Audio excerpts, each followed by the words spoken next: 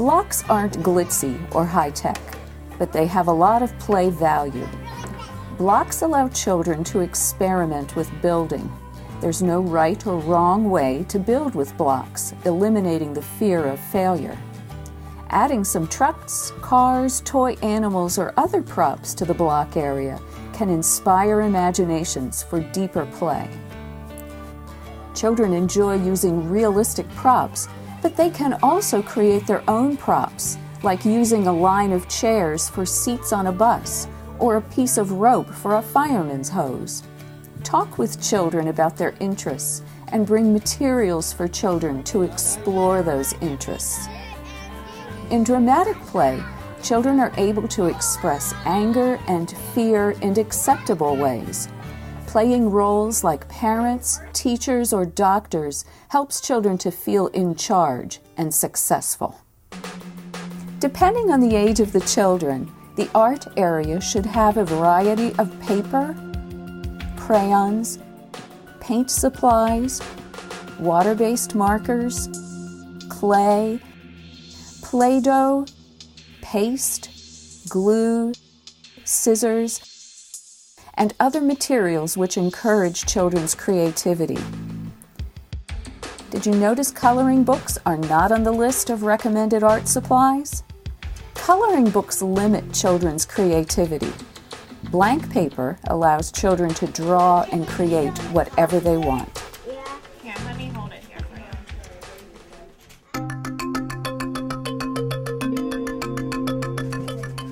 Sand, water, potting soil, birdseed, sticks, stones, mud, nuts, rice, and other textured materials encourage children to create their own experiments.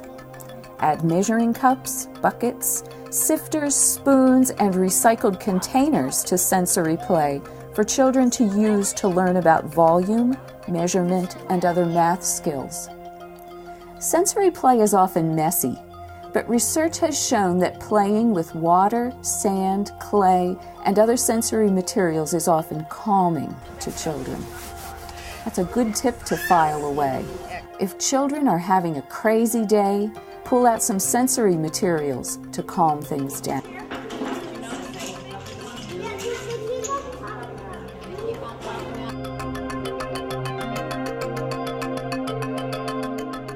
Puzzles, small blocks, bead stringing, pegs and pegboards, sorting toys and shape boxes, magnetic shapes, and table games encourage children's math and science learning, their use of fine motor skills, and hand-eye coordination.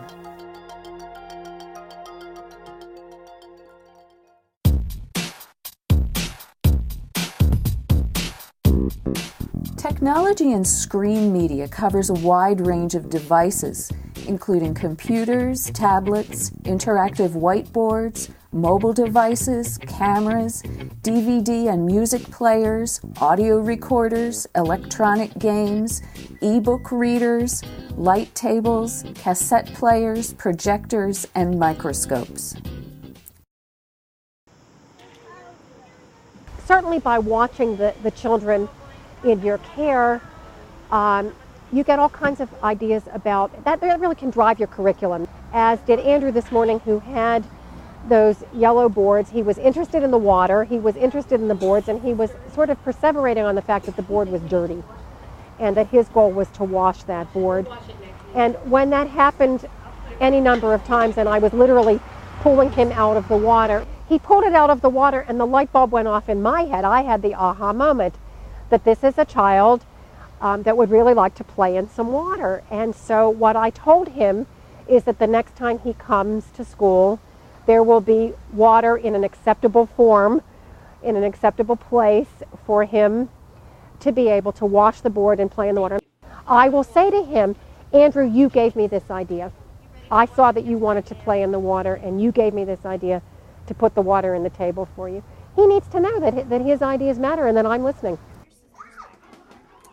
Basically through observation and conversation. I know when we did our motion unit, I had originally planned to go in the direction of animals because they were always playing dogs.